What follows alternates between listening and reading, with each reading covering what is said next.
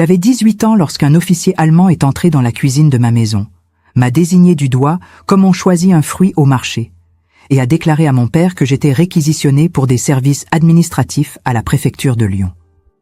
Ma mère a serré ma main si fort que j'ai senti mes os craquer. Mon père n'a pas pu me regarder dans les yeux. Nous savions tous que c'était un mensonge. Nous savions tous que je ne reviendrais pas la même. Et nous savions tous qu'il n'y avait pas le choix. C'était mars 1943. La France était occupée depuis 3 ans, et le Troisième Reich ne demandait la permission pour rien. Il prenait, simplement. Je m'appelle Bernadette Martin, j'ai 80 ans, et je vais raconter quelque chose qu'aucun livre d'histoire n'a eu le courage d'écrire clairement. Parce que, lorsqu'on parle de la Seconde Guerre mondiale, on parle de bataille, d'invasion, de résistance héroïque. Mais on parle rarement de ce qui se passait dans les étages supérieurs des hôtels réquisitionnés, dans les chambres numérotées, dans les lits où des jeunes filles comme moi ont été transformées en combustible silencieux pour la machine de guerre allemande. Je n'ai pas été envoyée dans un camp de concentration. Je n'ai pas porté l'étoile jaune. Je ne suis pas morte dans une chambre à gaz. Mais j'ai été utilisée d'une manière qui, pendant des décennies, m'a fait souhaiter être morte à cette époque. Parce que survivre à ce qui s'est passé dans la chambre 13 de l'hôtel Grand Étoile n'a pas été une libération. Ce fut une condamnation perpétuelle à l'intérieur de mon propre corps. Ils n'appelèrent pas cela un viol. Ils appelèrent cela un service. Ils ne nous appelèrent pas victimes, ils nous appelaient ressources. Et le commandant Hauptmann Klaus Richter, homme de 42 ans, marié, père de 3 enfants en Bavière, ne se voyait pas comme un monstre. Il se voyait comme quelqu'un exerçant un droit de conquête. Il choisissait les plus jeunes. Il disait que la peau fraîche calmait la pression de la guerre. Et moi, avec mon visage de paysanne française, mes longs cheveux châtains, mon innocence visible dans les yeux, j'ai été choisie pour être à lui. Exclusivement à lui. Pendant 8 mois, dans la chambre 13, tous les mardis et vendredis, ponctuellement à 21h, comme un rendez-vous médical, comme une routine bureaucratique, comme si mon corps était un formulaire tamponné. Lorsque je dis cela maintenant, assise sur cette chaise devant une caméra, je sais que ma voix semble froide. Je sais que je parais distante. Mais comprenez une chose. Après 62 ans à porter ce poids seul, après des décennies à faire semblant que cela ne s'était jamais produit, après avoir construit toute une vie sur des ruines que personne ne voulait voir, la seule façon de raconter cette histoire est avec la même froideur avec laquelle elle m'a été imposée. Parce que si je laisse l'émotion entrer maintenant, je ne termine pas. Et cette histoire doit être racontée. Pas pour moi. Pour les autres. Pour celles qui sont devenues folles. Pour celles qui se sont suicidées. Pour celles qui ont donné naissance à des enfants qu'elles n'avaient jamais demandé d'avoir. Pour celles qui sont rentrées chez elles et ont été traitées de traîtresses, de collaboratrices, de putains allemandes. Pour celles qui n'ont plus jamais réussi à sentir leur propre corps sans dégoût. Cet hôtel se trouvait rue de la République, au cœur de Lyon. Ville qui avant la guerre était connue pour la soie, la gastronomie, la beauté renaissance de ses bâtiments. Lorsque les Allemands ont occupé la zone libre en novembre 1942, ils ont transformé Lyon en centre stratégique d'opération. La Gestapo s'est installée à l'hôtel Terminus. La Wehrmacht a réquisitionné des dizaines de bâtiments. Et l'hôtel Grand Étoile, édifice de 5 étages avec une façade art nouveau et de hautes fenêtres donnant sur le Rhône, est devenu ce qu'ils appelaient un Erholungsheim, maison de repos. Mensonge. C'était un bordel militaire déguisé en service d'assistance. Des documents officiels allemands, découverts des décennies plus tard dans les archives de Nuremberg, confirment l'existence de centaines de ces maisons réparties dans toute l'Europe occupée. Ils les appelaient Soldatenbordel, bordels de soldats. Mais ce n'étaient pas des bordels ordinaires, c'étaient des structures organisées, hiérarchisées, médicalisées. Il y avait des dossiers médicaux, des horaires établis, des quotas quotidiens. Il y avait des règles, il y avait un contrôle absolu. Et il y avait nous, les femmes, certaines recrutées de force comme moi, d'autres amenées des camps de prisonniers, d'autres encore échangées contre de la nourriture, pour la protection de leur famille, pour des promesses vides de liberté future. Je ne savais rien de tout cela lorsque je suis entrée pour la première fois dans cet hôtel. Je savais seulement que ma vie s'était terminée au moment où l'officier m'avait désigné. Dans le camion militaire qui m'y a emmené, il y avait 5 autres filles. Aucune d'entre nous n'a parlé. Le silence pesait comme du plomb. Il pleuvait. Je m'en souviens parce que l'eau frappait la bâche de toile et créait un rythme hypnotique, presque réconfortant, comme si le monde extérieur était encore normal. Mais lorsque le camion s'est arrêté, lorsque les portes se sont ouvertes et que j'ai vu ce bâtiment imposant avec des drapeaux nazis suspendus à l'entrée, avec des soldats armés sur les côtés, avec cette élégance factice d'un hôtel qui ne servait plus d'hôtes ordinaires, j'ai compris que j'entrais dans un type différent de prison. Une prison où les barreaux étaient invisibles. Une prison où la torture ne laissait pas de marques externes. Une prison où l'on mourait petit à petit, de l'intérieur, tout en faisant semblant d'être vivante à l'extérieur. Les premiers jours, j'ai essayé de comprendre la logique de cet endroit. Il y avait une Française, Madame Colette, qui gérait tout. Elle n'était pas allemande, elle était collaboratrice, l'une des nôtres. Cela faisait plus mal que n'importe quelle violence directe. Savoir qu'une Française organisait l'abus d'autres Françaises. Elle nous a expliqué les règles d'une voie mécanique, comme quelqu'un qui lit un manuel d'instruction. Hygiène rigoureuse, examens médicaux hebdomadaires, obéissance totale. Pas de résistance, pas de pleurs excessifs, pas de marques visibles. Les officiers n'aimaient pas le drame. Ils voulaient de l'efficacité. Ils voulaient un soulagement rapide. Ils voulaient retourner à la guerre en se sentant hommes. Et nous devions leur fournir cela. Sinon, il y avait des punitions. Elle n'a pas précisé lesquelles. Elle n'en avait pas besoin. Nous savions toutes que punition, dans ce contexte, pouvait signifier n'importe quoi. Transfert vers un camp de travail forcé. Exécution sommaire. Disparition. Simplement cesser d'exister. J'ai été assigné à la chambre 13. 3e étage, au bout du couloir, porte en bois sombre avec un numéro doré. Lit double avec des draps blancs changés chaque semaine. Lampe de chevet en cristal. Papier peint avec des fleurs délicates. Fenêtre donnant sur une ruelle étroite où le soleil ne pénétrait jamais. Il y avait même un tableau au mur, un paysage champêtre français qui contrastait brutalement avec ce qui se passait à l'intérieur. Comme si beauté et horreur pouvaient coexister dans le même espace. Comme si la décoration pouvait adoucir la violation. Madame Colette m'a dit que j'avais de la chance. Qu'être choisi par un seul officier était mieux que de servir plusieurs soldats ordinaires par nuit. Que le Hauptmann Richter était un homme distingué, éduqué, qui ne frappait pas. Que je devais être reconnaissante. Reconnaissante. Ce mot a résonné dans ma tête pendant des années, comme s'il y avait une gradation acceptable d'abus. Comme si le viol gentil était une faveur. La première fois que j'ai vu Klaus Richter, il portait un uniforme impeccable, des bottes cirées, les cheveux peignés en arrière, des lunettes à monture fine qui lui donnaient un air de professeur. Il n'a pas crié. Il ne m'a pas poussé. Il est entré dans la chambre, a fermé la porte avec soin, a accroché son manteau au porte-manteau et m'a regardé comme quelqu'un qui évalue un objet nouvellement acquis. Il a dit mon nom correctement. Bernadette. Il a prononcé chaque syllabe. Il a demandé mon âge. Il a dit que j'étais jolie, que j'avais un bon maintien, que je servirais bien. Puis il a retiré ses lunettes, les a posées sur la table de chevet et a commencé à déboutonner sa chemise. Il n'a pas demandé, il n'a pas attendu de consentement, il a simplement agi comme quelqu'un qui a un droit absolu. Et je suis restée là, immobile, sentant mon corps se déconnecter de mon esprit. C'est quelque chose que seuls ceux qui l'ont vécu comprennent. On ne quitte pas son corps, on déconnecte des parties de celui-ci. On laisse juste l'enveloppe fonctionner. Le vrai soi s'enfuit vers un endroit intérieur, un sous-sol mental où la violence n'atteint pas complètement. Du moins, pas à ce moment-là. Plus tard, elle revient. Elle revient toujours.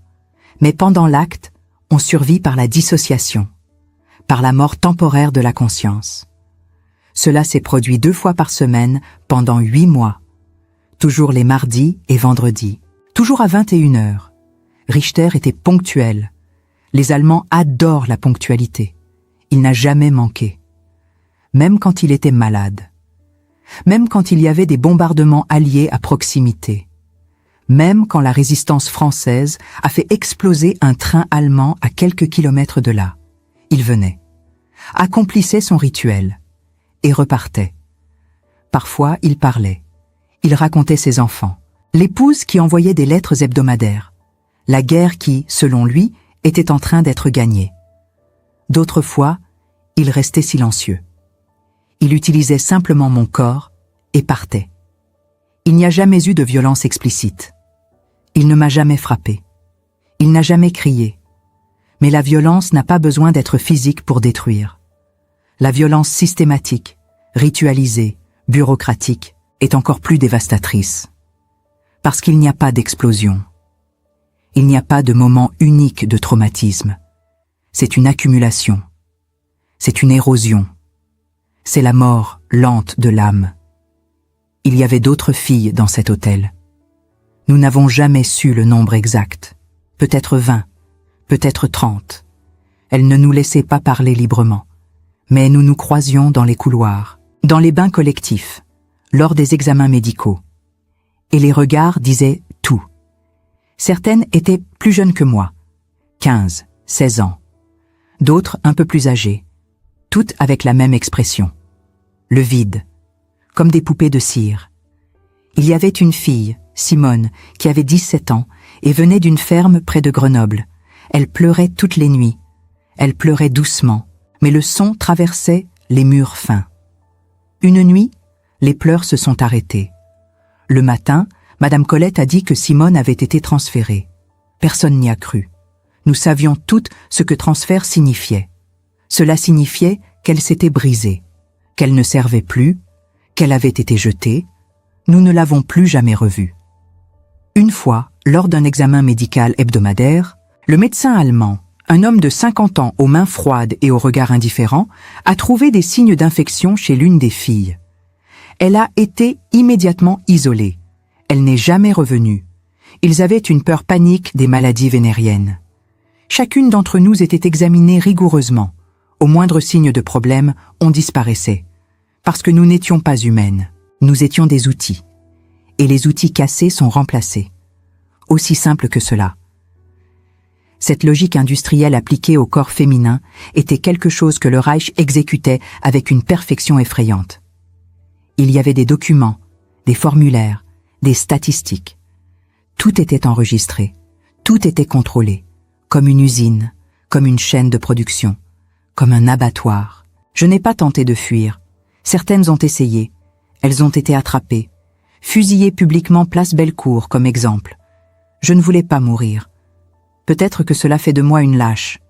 Peut-être que cela fait de moi une complice. Je ne sais pas. Je sais seulement que j'ai survécu. Et survivre dans ce contexte exigeait un calcul froid. Exigeait de déconnecter ce qui nous rend humains. Exigeait d'accepter l'inacceptable. Je suis devenu un automate, un robot, une chose. Et c'est ainsi que j'ai traversé ces mois, un jour après l'autre, un mardi après un vendredi, une violation après l'autre. Jusqu'à ce que la guerre commence à tourner, jusqu'à ce que les Alliés débarquent en Normandie, jusqu'à ce que la résistance française intensifie ses attaques, jusqu'à ce que les Allemands commencent à reculer. En août 1944, Lyon a été libéré. Les troupes américaines sont entrées dans la ville. Les Allemands ont fui ou ont été capturés. Et nous, les filles de l'hôtel Grand Étoile, avons finalement été libérées. Mais libérées pourquoi? Pour où?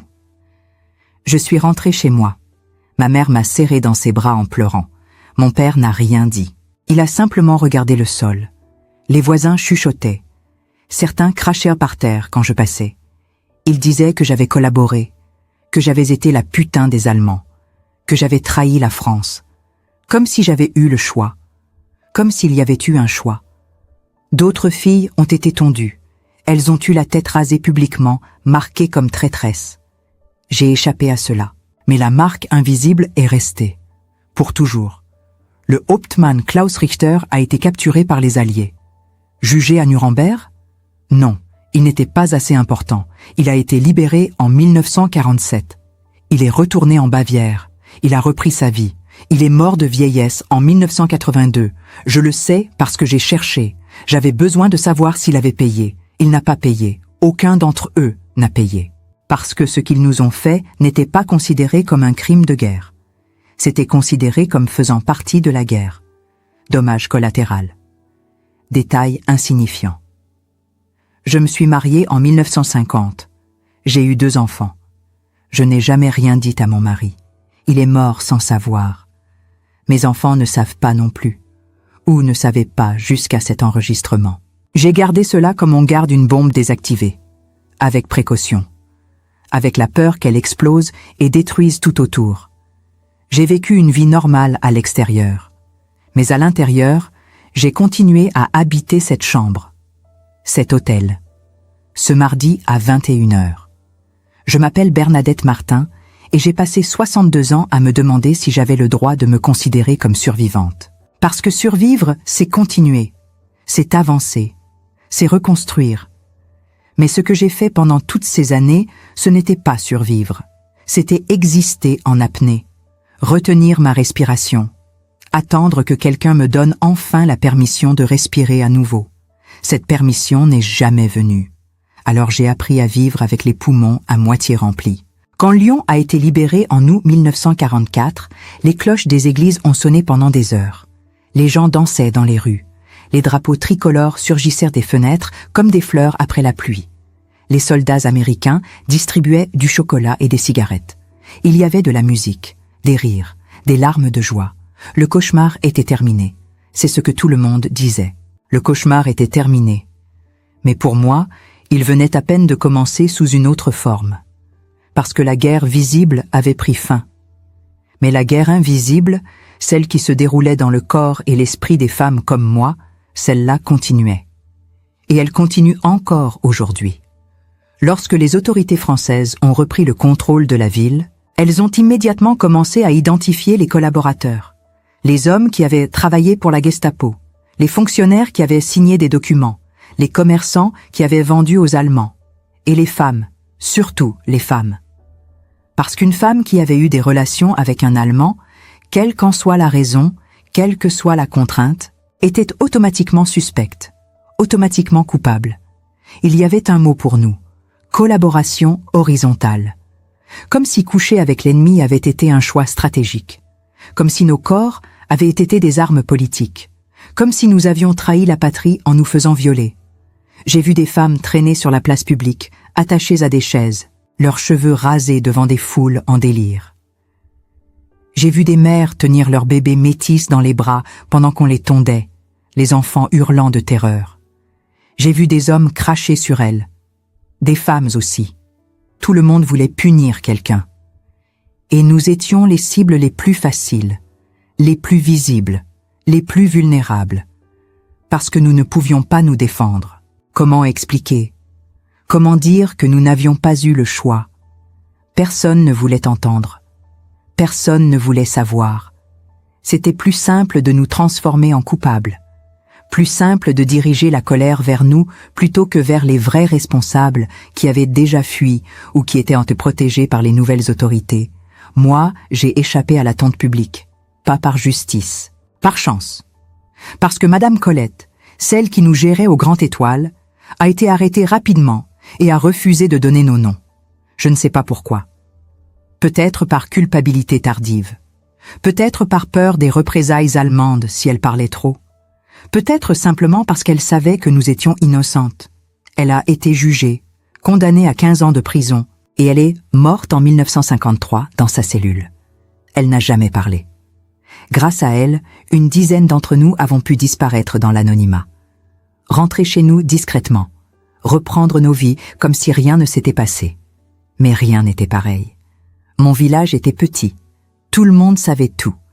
Même sans preuve officielle, les gens parlaient, ils chuchotaient, ils inventaient. Ma mère m'a supplié de ne rien dire, de ne rien confirmer, de faire comme si j'avais simplement travaillé dans une usine allemande, comme des milliers d'autres Françaises réquisitionnées pour le travail forcé. C'est ce que nous avons dit. C'est ce que j'ai répété pendant des décennies. J'ai menti.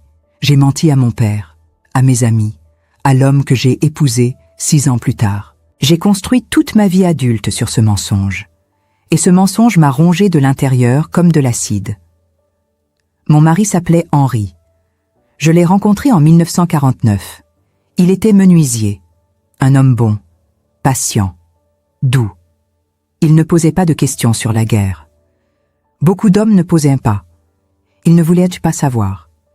C'était plus facile ainsi. Nous nous sommes mariés en 1950. J'avais 25 ans. Lui 30. Nous avons eu 2 enfants. Un garçon en 1951, une fille en 1954. J'ai été une bonne mère, une bonne épouse. J'ai cuisiné, j'ai cousu, j'ai entretenu la maison. J'ai souri quand il le fallait. Mais chaque fois qu'Henri me touchait, même avec tendresse, même avec amour, je me retrouvais dans le quart 13. Chaque fois qu'il m'embrassait, je sentais l'odeur de l'eau de Cologne allemande. Chaque fois qu'il me prenait dans ses bras, je devenais statue. Je me dissociais, exactement comme je l'avais fait pendant la guerre. Henri ne comprenait pas pourquoi j'étais si distante, pourquoi je ne ressentais jamais de plaisir, pourquoi je pleurais parfois après l'amour. Il pensait que c'était sa faute, que je ne l'aimais pas vraiment. Et peut-être qu'il avait raison. Peut-être que je n'ai jamais vraiment pu aimer personne après ce qui s'était passé.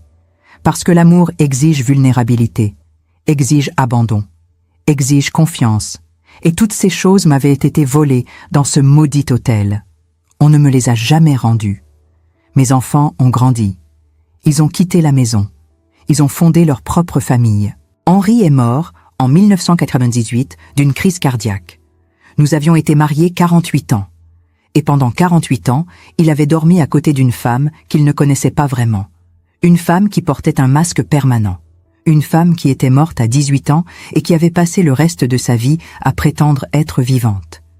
J'ai pensé au suicide. Plusieurs fois. Pas immédiatement après la guerre.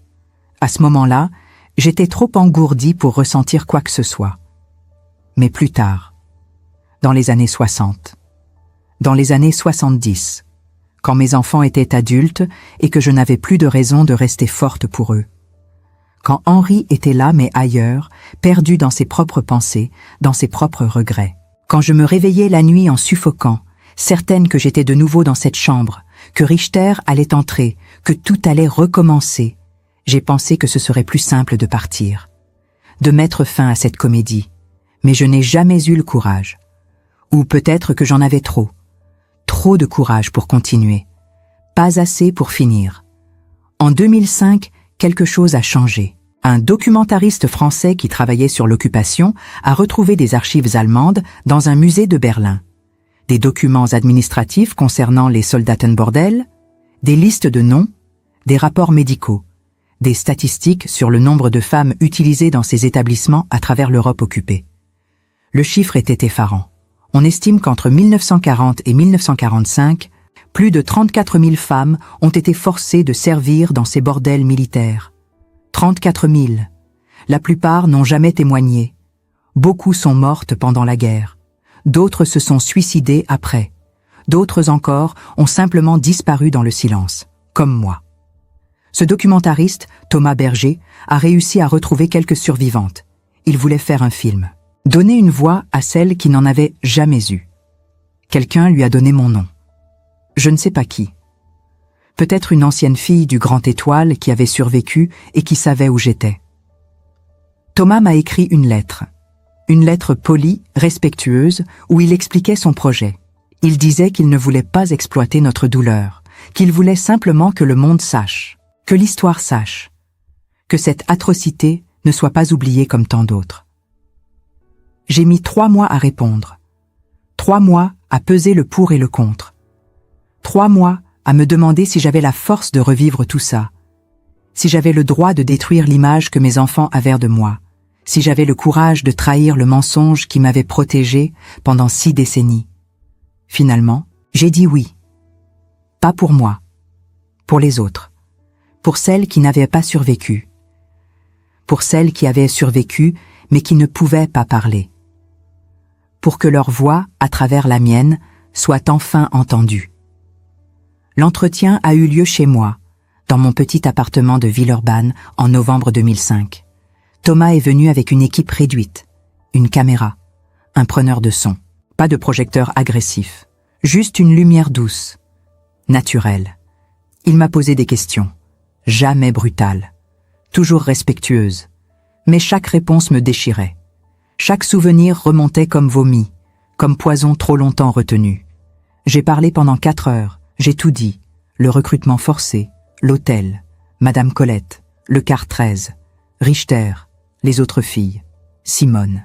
Les examens médicaux, la routine, la dissociation, la libération, la tonte, le silence, le mariage, les enfants, le mensonge, la douleur qui ne part jamais. Et quand j'ai fini, j'ai pleuré pour la première fois depuis 1944. J'ai pleuré comme on vomit, comme on expulse quelque chose de toxique, comme on se vide enfin. Thomas m'a remercié. Il m'a dit que j'étais courageuse. Je lui ai répondu que le courage n'avait rien à voir avec ça, que je n'avais plus rien à perdre, que j'étais vieille, que mes enfants étaient adultes, que je me fichais désormais du regard des autres, que je voulais juste que la vérité existe quelque part, même si personne ne la regardait en face. Le documentaire est sorti en 2007. Il s'appelait « Les oubliés de la guerre ». Il a été diffusé sur une chaîne publique française un mardi soir à 22h30. Peu de gens l'ont vu. Mais ceux qui l'ont vu ont compris. Certains ont pleuré. D'autres ont envoyé des lettres de soutien, des lettres de colère contre un système qui nous avait abandonnés, des lettres d'autres femmes qui avaient vécu la même chose et qui se sentaient moins seules. Mes enfants ont découvert la vérité en regardant ce film. Ils ne m'ont rien dit pendant 2 semaines. Puis ma fille est venue me voir. Elle pleurait. Elle m'a demandé pourquoi je ne leur avais jamais dit. Je lui ai répondu que je ne voulais pas qu'ils me voient différemment, qu'ils me voient comme victime, qu'ils portent ce poids. Elle m'a serré dans ses bras et m'a dit qu'elle comprenait. Mon fils, lui, n'est jamais venu. Il ne m'a plus jamais parlé de ça. Je ne sais pas s'il m'en veut, s'il est blessé, s'il préférait le mensonge. Je ne lui ai jamais demandé. J'ai 80 ans maintenant. Mon corps est fatigué. Mes mains tremblent, ma vue baisse, mais ma mémoire, elle, reste intacte. Chaque détail, chaque odeur, chaque son. Comme si mon cerveau avait décidé que c'était ça, et seulement ça, qui méritait d'être préservé.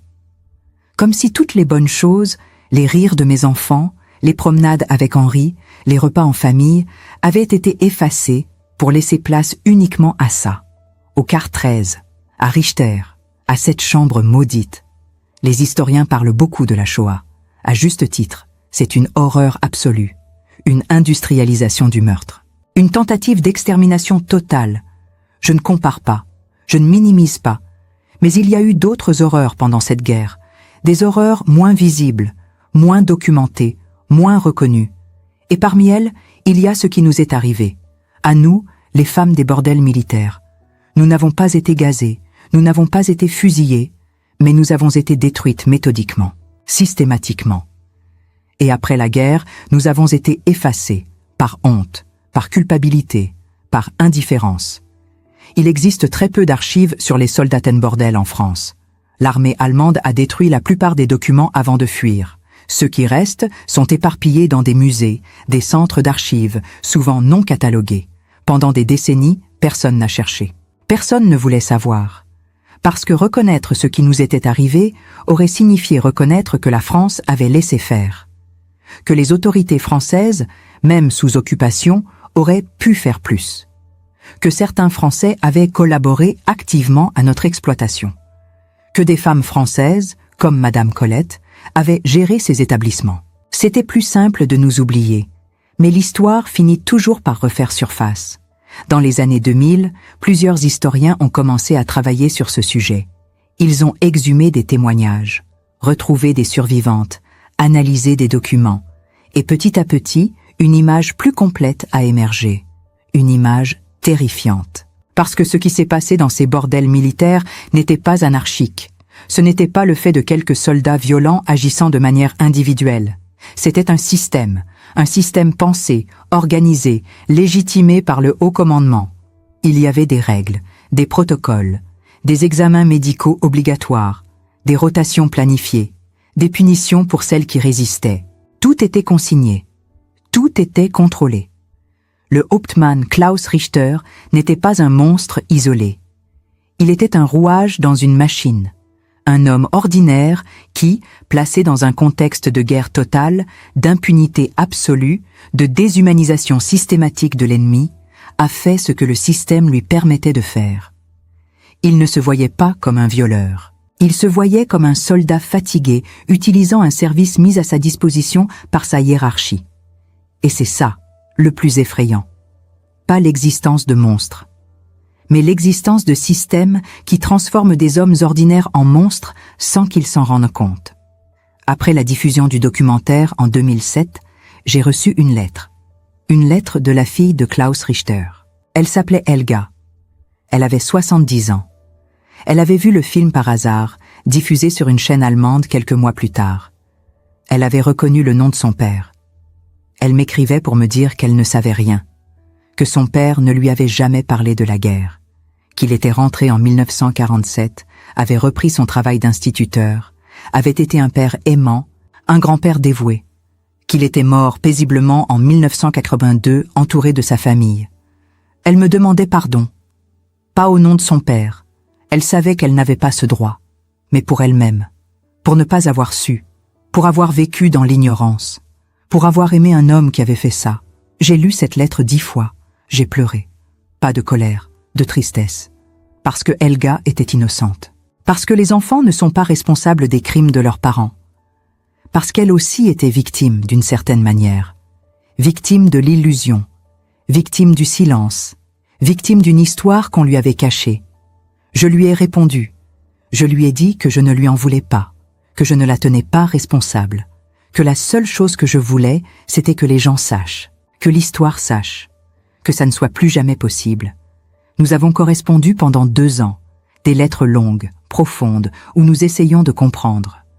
Elle me parlait de son père, de l'homme qu'elle avait connu, gentil, patient, passionné par la littérature, adorant ses petits-enfants. Je lui parlais de l'homme que j'avais connu, froid, méthodique, indifférent à ma souffrance. Et nous essayions de concilier ces 2 images, de comprendre comment un homme pouvait être les 2 à la fois, comment la guerre pouvait créer cette schizophrénie morale. Helga est morte en 2009. Elle m'a laissé une dernière lettre, ouverte après sa mort par sa propre fille. Dans cette lettre, elle me remerciait. Elle disait que notre correspondance lui avait permis de faire la paix avec son histoire familiale, qu'elle avait pu enfin voir son père comme un être humain complet, avec ses zones d'ombre, qu'elle avait cessé de l'idéaliser, qu'elle avait compris que l'amour qu'elle avait pour lui ne l'obligeait pas à nier ses crimes, qu'on pouvait aimer quelqu'un et reconnaître qu'il avait fait des choses impardonnables. Cette lettre m'a bouleversée, parce qu'elle montrait quelque chose de rare, quelque chose de précieux, la capacité de regarder la vérité en face sans se détruire, la capacité de porter le poids de l'histoire sans s'effondrer, la capacité de transmettre cette mémoire aux générations suivantes sans haine, mais avec lucidité. Aujourd'hui, en 2010, je sais que je n'ai plus beaucoup de temps. Mon cœur est fatigué, mon corps lâche.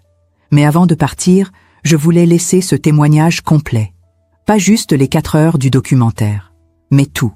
Chaque détail, chaque nuance, chaque contradiction, parce que l'histoire n'est jamais simple, parce que les victimes ne sont pas toujours pures, parce que les bourreaux ne sont pas toujours des monstres évidents, parce que la guerre révèle le pire de l'humanité, mais parfois aussi, bizarrement, le meilleur. Il y avait au Grand Étoile une fille qui s'appelait Marguerite. Elle avait 22 ans. Elle venait de Marseille. Elle avait été arrêtée pour avoir aidé la résistance. Au lieu de la fusiller, les Allemands l'avaient envoyée là, comme punition, comme humiliation. Marguerite refusait de se briser. Elle chantait, doucement, la nuit, quand les officiers n'étaient pas là. Elle chantait des chansons françaises, des chansons de liberté, des chansons d'espoir. Et nous, les autres filles, nous l'écoutions. Et pendant quelques minutes, nous n'étions plus des objets. Nous étions de nouveau humaines. Marguerite a survécu. Elle est rentrée à Marseille. Elle a rejoint le Parti communiste. Elle est devenue militante syndicale. Elle s'est battue toute sa vie pour les droits des femmes, pour les victimes de guerre, pour les oubliés de l'histoire. Elle est morte en 1998. J'ai assisté à ses funérailles. Il y avait des centaines de personnes, des ouvriers, des militants, des jeunes, tous venus rendre hommage à cette femme qui n'avait jamais baissé les bras. Et moi, debout au fond de l'église, je pensais au quart 13. Je pensais à cette fille qui chantait dans le noir. Je pensais à la force qu'il fallait pour rester humain dans l'inhumain.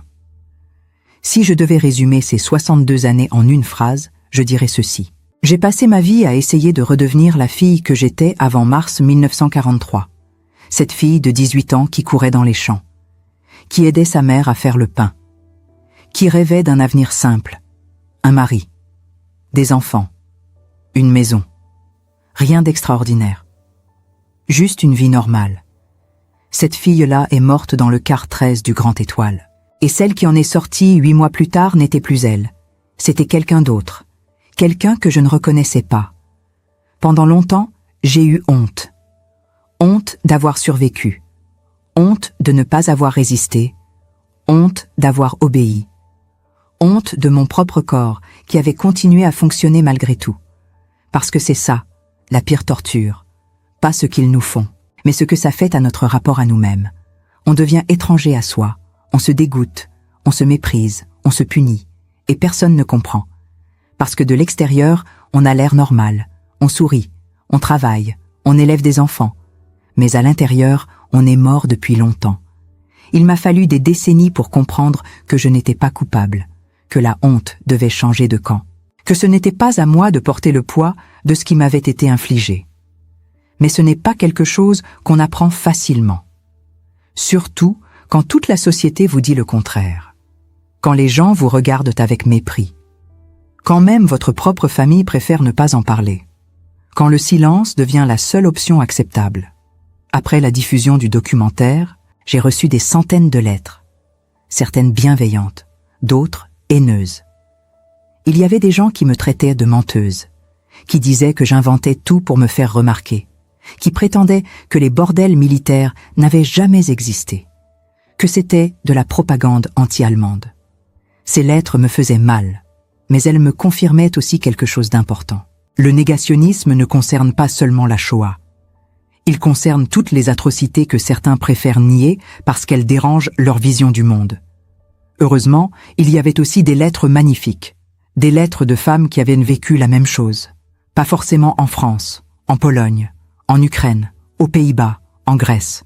Partout où les armées allemandes étaient repassées, il y avait eu ces bordels.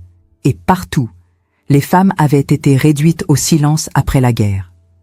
Mais maintenant, grâce aux documentaires, grâce aux recherches historiques, grâce à quelques voix qui osaient enfin parler, le silence se fissurait.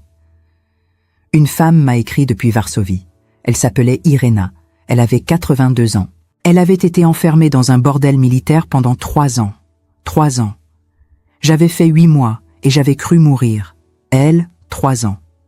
Elle me disait qu'elle n'avait jamais parlé, même pas à sa famille. Mais qu'en me voyant témoigner, elle s'était sentie moins seule. Elle me remerciait d'avoir eu le courage qu'elle n'avait pas eu. Je lui ai répondu que ce n'était pas du courage. C'était juste qu'à 80 ans, on n'a plus rien à perdre. Qu'on peut enfin dire la vérité parce que la peur n'a plus de prise.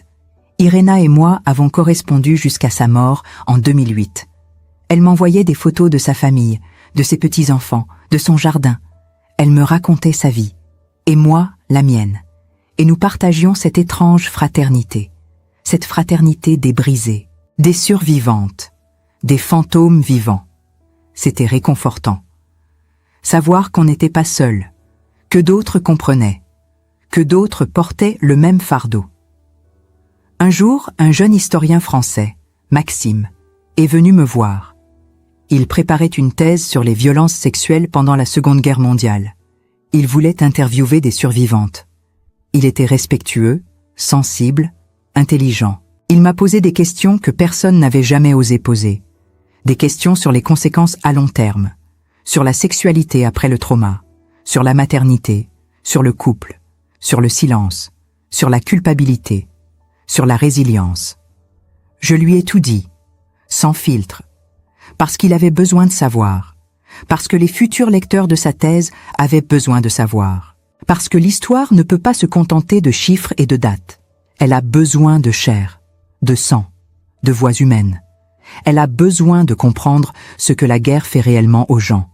Pas seulement sur le moment, mais après, des années après, des décennies après. Maxime m'a demandé si j'avais pardonné. C'est une question qu'on me pose souvent.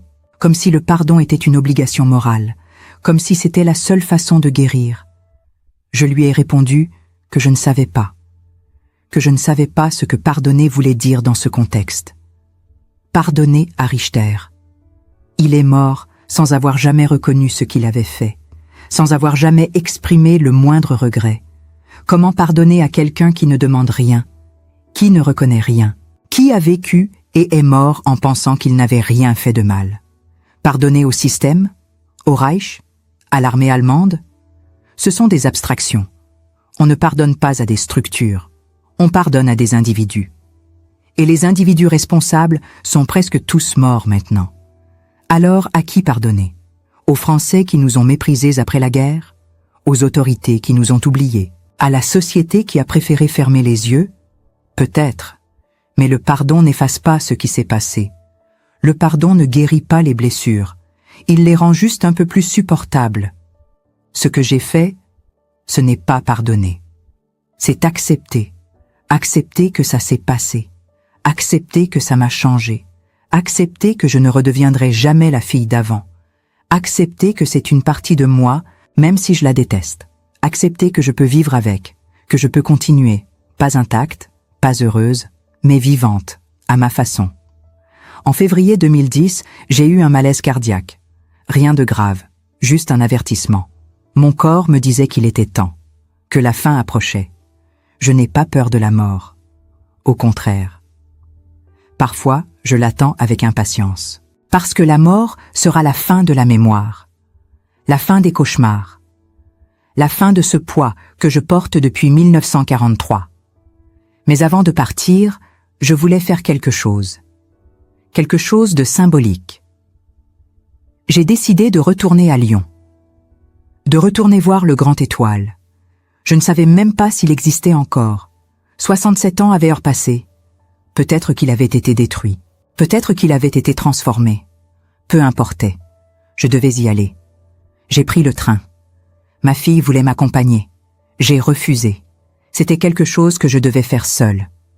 Le voyage a duré 2 heures. J'ai regardé le paysage défiler. Les champs, les collines, les petits villages, la France paisible, la France d'aujourd'hui, si différente de celle de 1943. Et pourtant, pour moi, rien n'avait vraiment changé. Le temps avait passé, mais le passé restait figé, intact, éternel. Arrivé à Lyon, j'ai marché jusqu'à la rue de la République. Mes jambes tremblaient, mon cœur battait fort. J'avais peur de ce que j'allais trouver, ou de ce que je n'allais pas trouver. Et puis, je l'ai vu. Le bâtiment, toujours là, toujours debout. La façade Art Nouveau, les fenêtres hautes. Tout était identique, sauf qu'il ne s'appelait plus Grand Étoile. C'était devenu un immeuble d'appartements. Des gens vivaient là, des familles, des enfants. Ils dormaient, mangeaient, riaient dans des pièces où nous avions été violés. Ils ne savaient rien. Ils ne se doutaient de rien. Je suis resté là, sur le trottoir d'en face, pendant 1 heure, juste à regarder, à me souvenir. Les fantômes étaient partout. Je voyais le camion militaire se garer devant l'entrée. Je voyais Madame Colette ouvrir la porte. Je voyais les soldats allemands entrer et sortir. Je voyais les filles aux fenêtres, leurs regards vides. Je voyais tout. Comme si le temps n'existait pas. Comme si 1943 et 2010 se superposaient. Un homme est sorti de l'immeuble. La cinquantaine. Il m'a vu planté là et m'a demandé si j'allais bien. Si j'avais besoin d'aide. J'ai failli tout lui raconter. Lui dire ce que cet immeuble avait été. Lui dire ce qui s'était passé ici. Mais je me suis tue. Qu'aurais-je gagné? Il aurait été horrifié. Ou il ne m'aurait pas cru. Ou il aurait été mal à l'aise. Alors, j'ai simplement dit que j'étais venu voir un endroit de ma jeunesse. Il a souri poliment et est parti. Je suis entré dans le hall. Personne ne m'a arrêté. J'ai monté les escaliers. Lentement. Mes genoux me faisaient mal. Chaque marche était une éternité. 1er étage, 2e étage, 3e étage, couloir à droite. Et là, au fond, la porte. Celle qui portait autrefois le numéro 13. Maintenant, elle portait un numéro banal. Appartement 3C. Une plaque moderne. Une sonnette. Des bruits de télévision à l'intérieur. Une vie normale. J'ai posé ma main sur la porte, j'ai fermé les yeux, et j'ai senti à nouveau tout revenir. L'odeur, le froid, la lumière faible, le lit, Richter, son souffle, son poids, sa voix, tout. Comme si 67 ans n'existaient pas. Comme si j'avais encore 18 ans. Comme si j'étais prisonnière à nouveau. J'ai pleuré. Là, dans ce couloir banal d'un immeuble banal de Lyon. J'ai pleuré toutes les larmes que je n'avais jamais versées. Toutes les larmes retenues pendant des décennies. Toutes les larmes interdites. Et quand je n'ai plus eu de larmes, je suis partie. J'ai descendu les escaliers. Je suis sortie. Et je me suis juré de ne jamais revenir. Cette nuit-là, dans ma chambre d'hôtel à Lyon, j'ai fait un rêve étrange. J'étais de nouveau dans le quart 13. Mais cette fois, j'étais vieille. J'avais 80 ans. Richter entrait, mais lui aussi avait vieilli. Il était devenu un vieil homme fragile.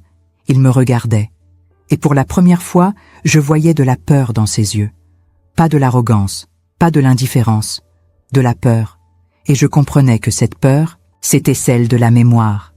La peur que ce qu'il avait fait ne soit jamais oublié. Que son nom reste associé à ça, pour toujours. Je me suis réveillée apaisée, comme si ce rêve m'avait donné une réponse. La seule vengeance possible n'était pas la mort, n'était pas la prison, n'était pas la punition physique. C'était la mémoire, c'était le témoignage. C'était faire en sorte que ce qui s'était passé soit connu, enregistré, transmis, que les générations futures sachent, que les Richter du monde entier sachent que leurs actes ne disparaissent pas avec eux, qu'ils restent, gravés dans l'histoire, dans les témoignages, dans les archives, pour toujours. Je suis rentrée chez moi. J'ai appelé Thomas, le documentariste. Je lui ai dit que je voulais faire un dernier entretien, plus long, plus complet.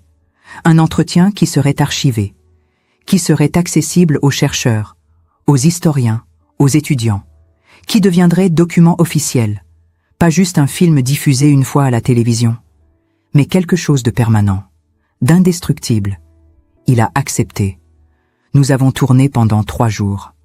J'ai tout dit, absolument tout. Les détails que j'avais tus la première fois, les choses trop intimes, trop douloureuses, trop honteuses. Je les ai dites, parce que l'histoire a besoin de tout.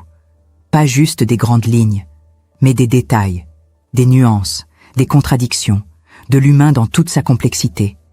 Cet entretien est maintenant déposé aux Archives nationales de France. Il est accessible, consultable. Il existera après moi. C'est ma seule victoire, ma seule revanche. Richter est mort en paix. Moi, je mourrai en sachant que sa mémoire est salie, que son nom est associé à la honte, que ses petits-enfants, s'ils cherchent, trouveront, et sauront, et porteront ce poids. Est-ce de la cruauté? Peut-être. Mais la cruauté ne s'annule pas par l'oubli. Elle s'annule par la mémoire, par la reconnaissance, par la justice, même tardive, même imparfaite. Et si je ne peux pas avoir justice pour moi, au moins je peux l'avoir pour l'histoire. Aujourd'hui, alors que j'enregistre ces derniers mots, je sais que je n'ai plus beaucoup de temps. Mon corps lâche, mon cœur fatigue, mais mon esprit est clair. Plus clair qu'il ne l'a été depuis des décennies, parce que j'ai fait ce que je devais faire. J'ai parlé, j'ai témoigné, j'ai laissé une trace. Aux femmes qui liront ou écouteront ceci dans le futur, aux femmes qui ont vécu des choses similaires, je dis ceci. Vous n'êtes pas seules. Votre douleur est réelle. Votre trauma est légitime. Et vous n'avez pas à porter la honte. La honte appartient à ceux qui ont fait, pas à celles qui ont subi. Parlez si vous pouvez. Témoignez si vous en avez la force. Mais si vous ne pouvez pas, sachez que d'autres l'ont fait pour vous, que votre silence est compris, que votre survie est déjà une victoire. Aux générations futures, je dis ceci. Étudiez l'histoire. Toute l'histoire. Pas juste celle des batailles et des traités, mais celle des corps, des femmes, des invisibles. Parce que c'est là que se trouve la vérité de la guerre. Pas dans les stratégies militaires, mais dans ce qu'elle fait aux plus vulnérables. Et assurez-vous que ça ne se reproduise jamais. Pas sous cette forme, pas sous une autre. À mes enfants, si vous m'écoutez, je vous demande pardon.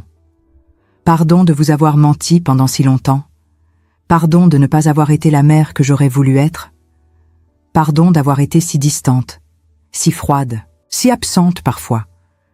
Ce n'était pas votre faute, ce n'était pas par manque d'amour, c'était juste que je n'avais plus rien à donner, que tout avait été pris avant même que vous naissiez. Et à vous, qui écoutez ce témoignage, quelle que soit la raison qui vous a amené ici, je vous demande une chose. Ne détournez pas le regard, n'oubliez pas, transmettez. Parce que tant qu'on se souvient, les victimes ne meurent pas complètement. Elles continuent d'exister dans la mémoire collective. Et c'est la seule immortalité qui compte vraiment. Je m'appelle Bernadette Martin. J'ai eu 80 ans. J'ai survécu au quart 13 du Grand Étoile. J'ai survécu à Klaus Richter. J'ai survécu à la guerre. J'ai survécu au silence. Et maintenant, je peux enfin partir en paix. Parce que ma voix restera. Et avec elle, celle de toutes les autres. Pour toujours. Bernadette Martin s'est éteinte en février 2015, 5 ans après avoir enregistré ce témoignage.